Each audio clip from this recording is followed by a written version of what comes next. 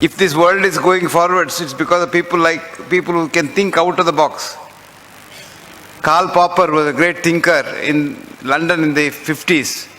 Once said, knowledge advances not by repeating known things, but by refuting false dogmas.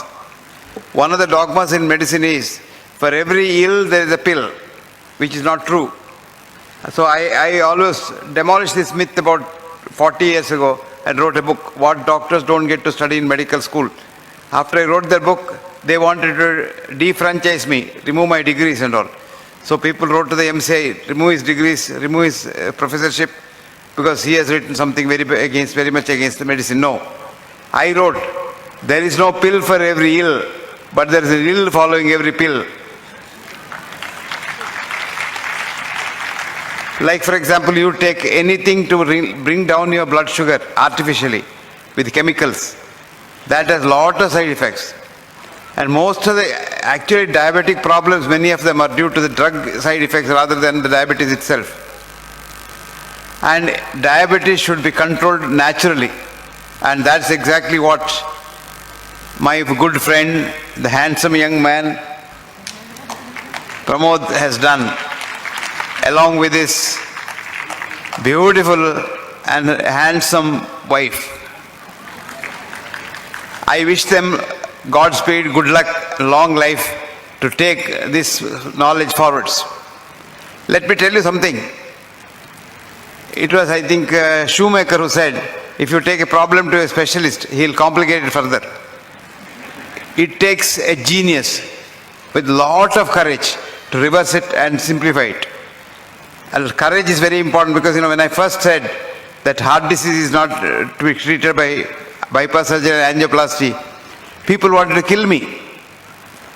Recently I had a small stroke and a lot of my friends thought I shouldn't recover because they said he's a nuisance, he doesn't allow us to do our business. Actually, medicine is not a business, medicine is a passion. Medicine is a passion, so you have to do it because you are committed to doing it. And many of us in India do not think with the Indian mind at all because we don't have an Indian mind. And luckily, Pramod yet has not become a true RNI. RNI is resident non-Indian. We live in India, but think in America. Pramod thinks like an Indian, and I hope he'll continue to think like an Indian. And Pramod showed for the first time that diabetes can be controlled without drugs and without any effort from the doctor. Actually, that is how it should be. When I first started the treatment for heart disease without any treatment, drugs, people laughed at me. But now they come to me, especially doctors come to me because when they get ill, when they get a heart attack, they don't want the usual treatment that they give to others. And some of them don't want me to let the world know that they have come to me. They come quietly, secretly, and then take the treatment and go away. This is nature. Now, if today medicine has gone one step further, it is because of Pramod's effort to say that diabetes can be controlled naturally. The conventional thinking is diabetes, the minute you have diabetes, you must immediately go and have either insulin or some other tablet. And that's why the West always hypes that. I think it was Sindeji who was talking about Nobel Prize and all. Nobel Prize is given only if there is business in whatever you find out. Like, for example, Banting and Best found out insulin. Immediately they get the Nobel Prize and everything happens. But insulin is the one which has probably done more damage than diabetes itself. It is hyperinsulinemia that does all the damage because insulin is a growth hormone. So whether you produce endogenous or exogenous hyperinsulinemia, you get all the vascular complications, eyes, kidneys, heart, lung, everything is damaged. Your legs, everything is damaged. But before the insulin level goes up too much, you are okay. And that is where Western medicine has gone astray. Western medicine has gone after the wrong science of reductionism. That is, supposing somebody was talking about cancer, you would be surprised. We know what cancer is, but we don't know how to cure cancer. But we still give treatment which we know doesn't work.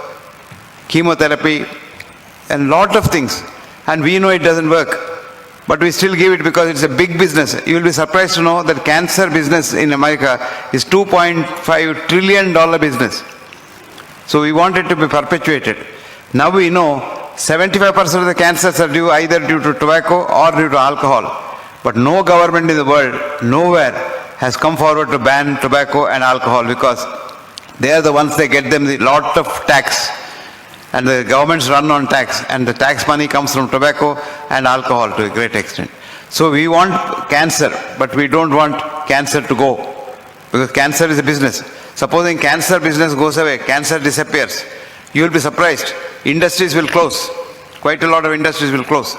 Similarly, if diabetes goes away, thanks to the efforts of Pramod, a lot of industry suffers. You imagine the industry, insulin industry is a big industry. Now insulin pen, insulin this, insulin that, continuous insulin, what have you.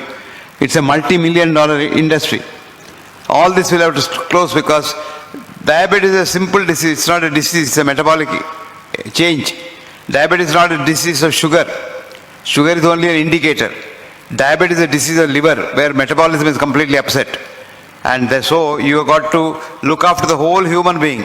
And the whole human being includes the most important part of the human being is human mind. Where is the mind? Never mind. Even your doctor thinks your mind is in the brain. And that's why mental diseases are treated with chemical drugs, which only affect the brain. Mind is not in the brain. Remember that. Mind is not in the brain. Mind is the consciousness. The whole human being is the mind. So if your mind is pleased, your diabetes is gone. If your mind is pleased, your heart disease is gone. If your mind is pleased, your cancer is gone. You hate somebody, your diabetes goes up. You hate somebody, you get a cancer. And you're very angry with someone and want to destroy somebody, you get hypertension and so many other diseases. Now, right from the beginning of my medical studies in the medical school, I was thinking, how are we treating human body as a machine? Human body is not a machine.